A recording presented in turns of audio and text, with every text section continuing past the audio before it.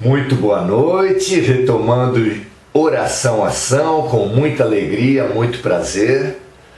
Hoje viemos falar sobre uma das questões que intriga muito todo espiritualista que contempla as verdades universais.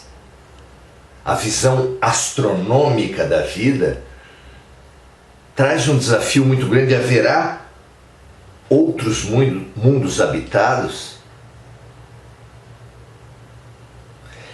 Para essa questão, inicialmente é preciso imaginar que um rei possa ter construído um imenso castelo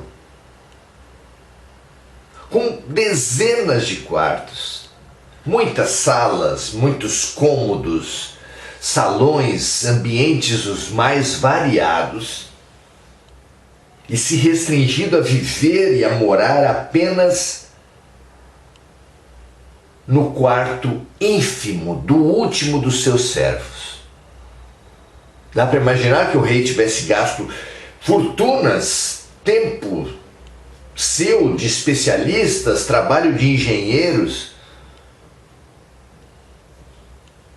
para isso? Se é impossível imaginar que um rei da terra pudesse gastar tão mal o seu tempo, como supor que Deus teria criado um palácio muitíssimo maior para colocar vida inteligente apenas na terra? Impossível. Jesus mesmo disse: na casa do meu pai há muitas moradas. Mas, diante dessa constatação, digamos assim, impossível só haver vida inteligente na Terra, uma segunda questão emerge. Se há seres habitando os diferentes planetas,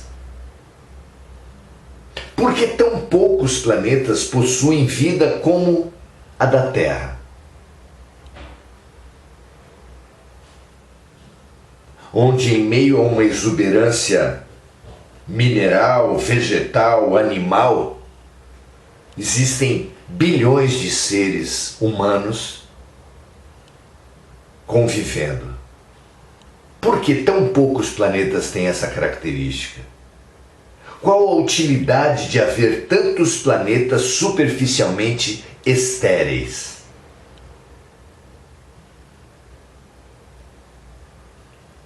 Em primeiro lugar, precisamos frisar a questão da superfície, porque nada impede que seres hominais vivam sob a terra. Por muito tempo, tivemos os homens das cavernas, que por necessidades variadas, inclusive, especialmente de sobrevivência, buscavam a luz do sol por poucos períodos, diante da agressividade do mundo exterior. Mas mesmo assim, por que tantos planetas não possuem vida visível, não possuem vida superficial? Alguns aparentando francamente serem hostis, pelo menos à forma que nós concebemos a vida, a qualquer forma de vida. Qual a finalidade desses tantos planetas nessa condição? Então, excetuados aqueles que possuem vida não na superfície e outros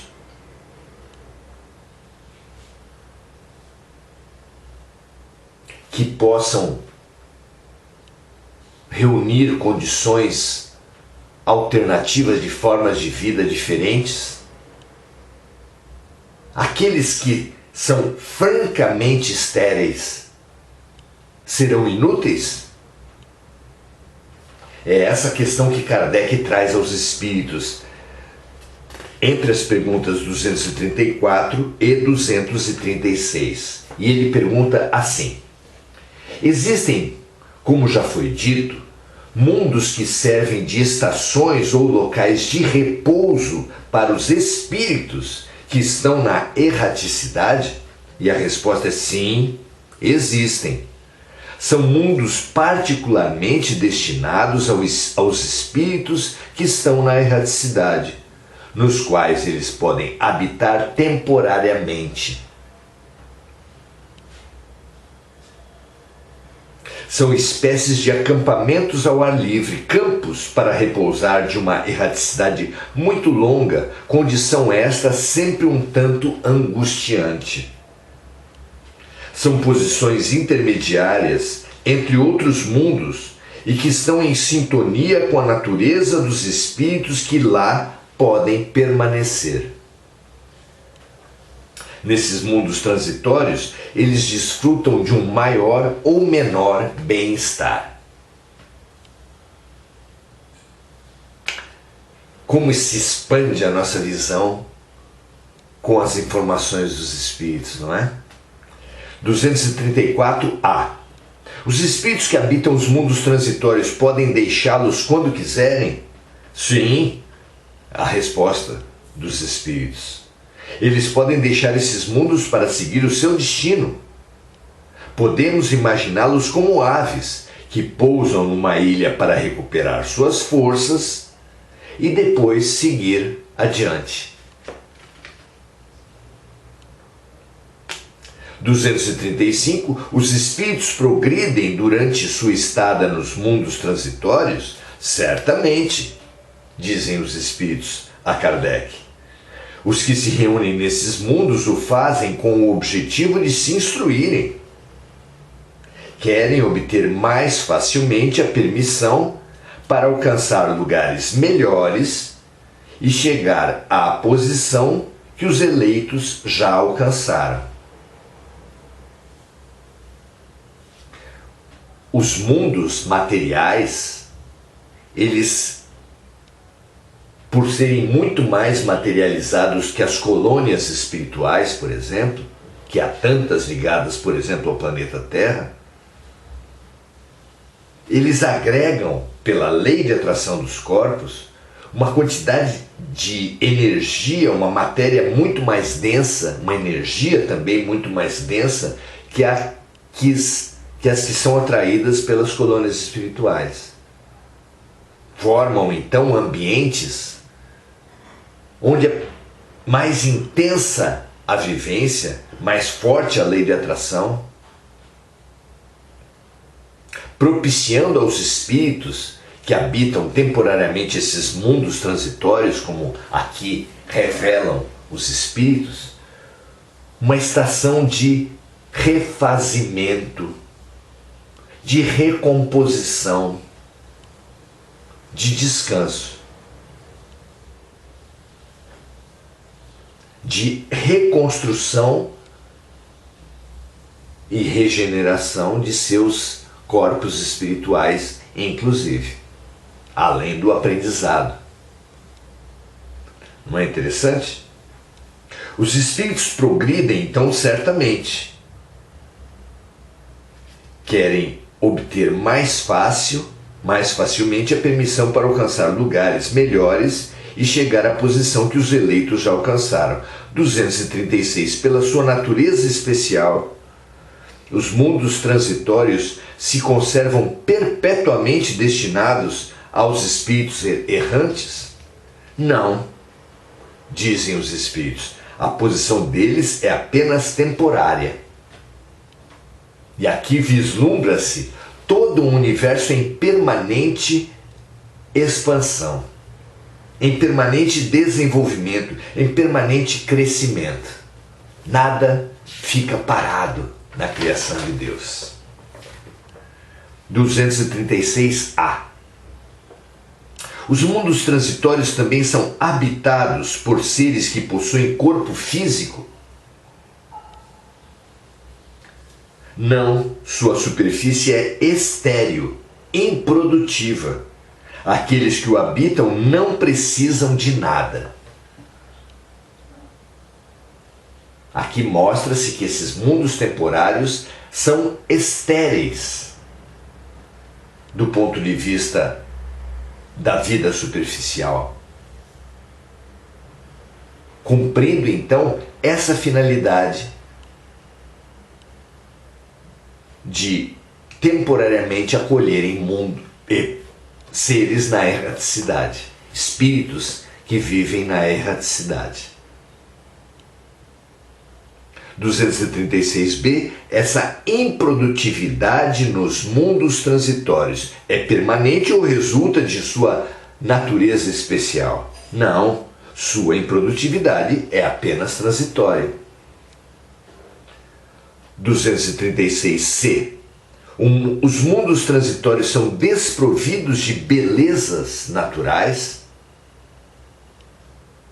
A natureza desses mundos reflete as belezas da imensidade, que são tão admiráveis quanto as belezas naturais. Digamos, as belezas vivas. As belezas exclusivamente minerais dos mundos transitórios também tocam, também sensibilizam, como belezas da imensidão. Não é bonito?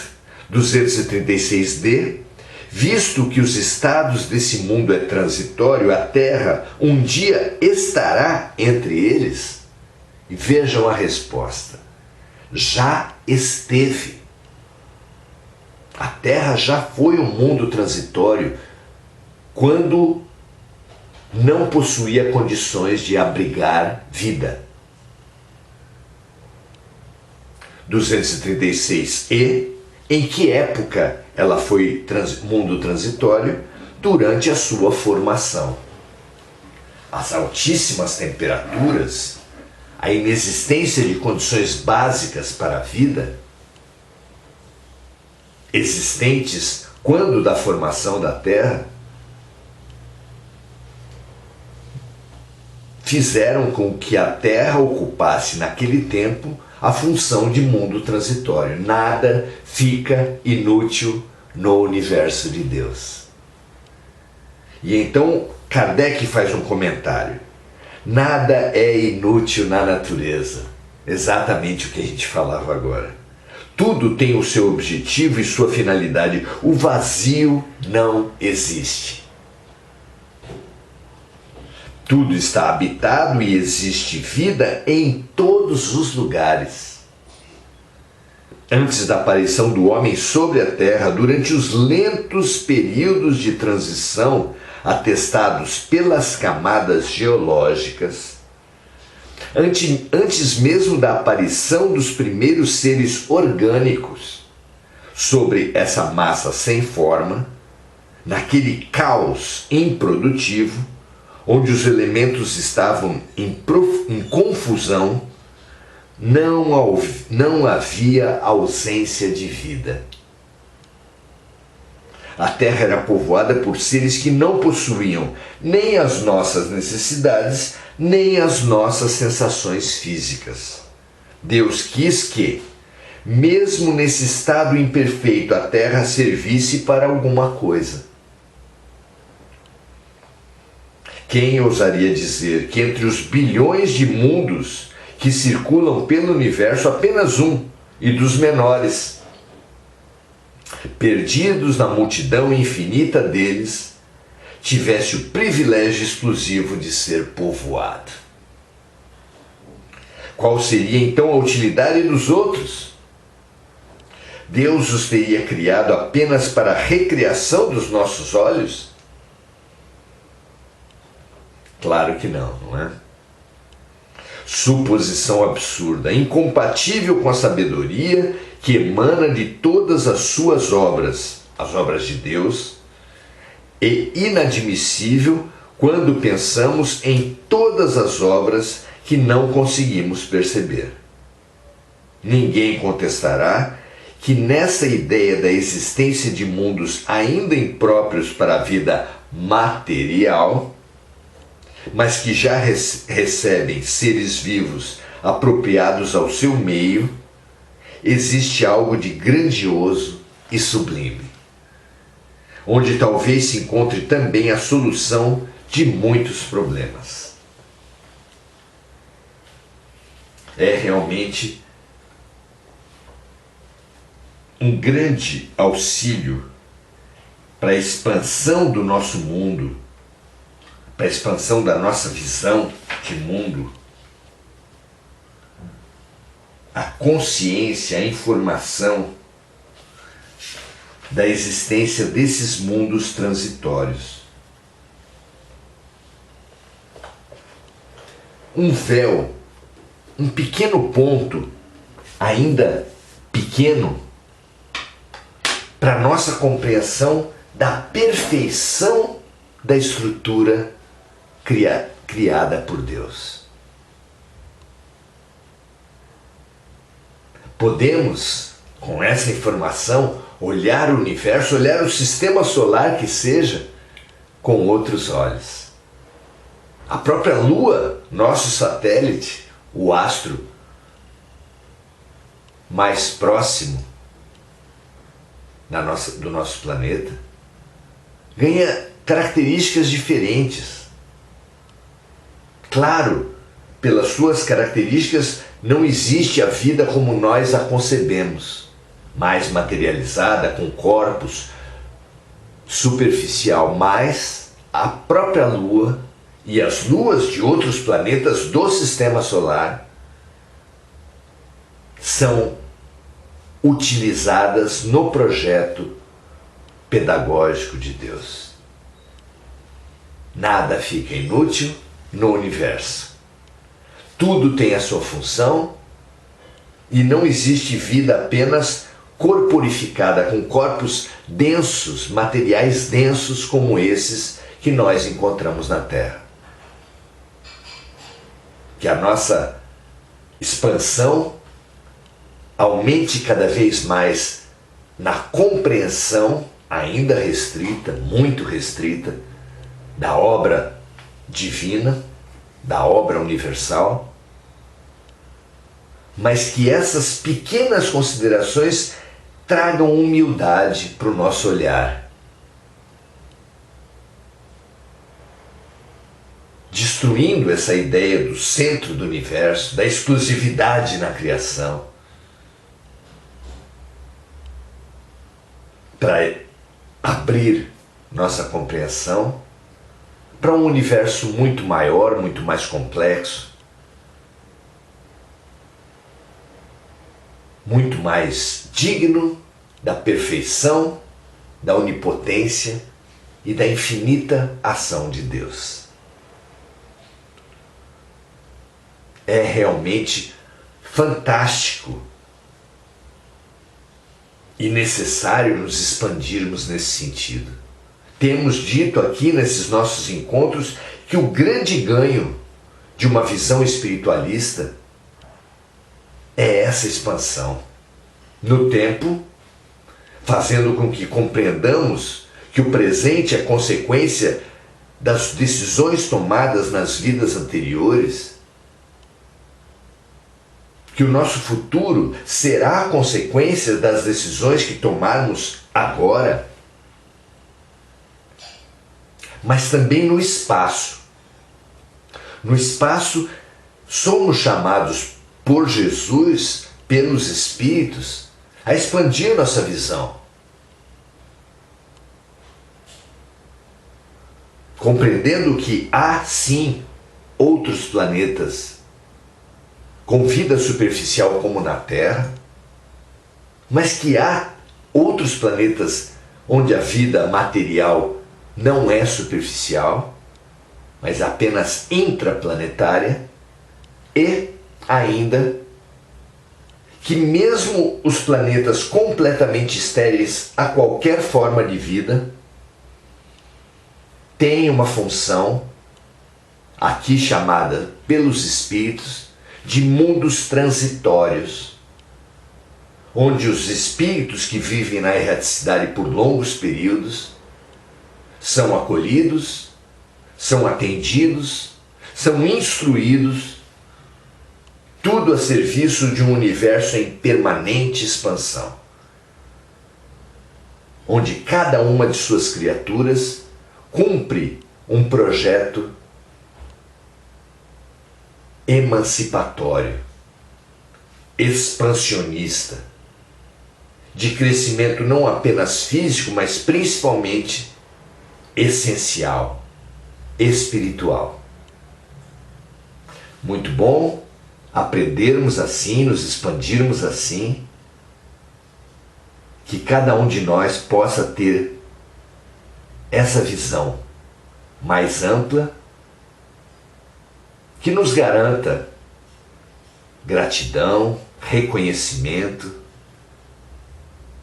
admiração da maravilhosa obra de nosso Pai Celestial. Também, ou mais do que tudo, incompreensível ainda para nós,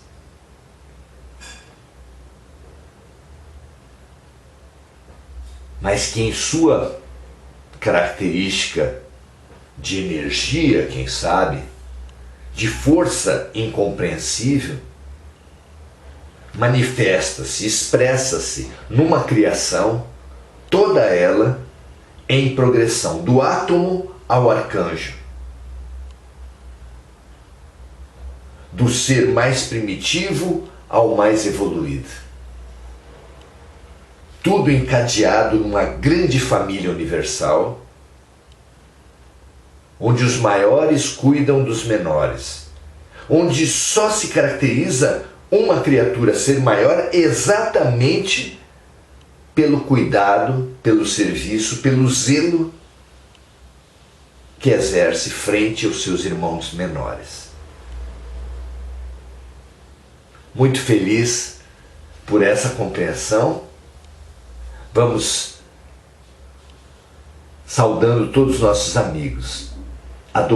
Domingos Natalo fala assim: a doutrina dos espíritos é isso, esclarece, ensina e nos consola, integrando ciência,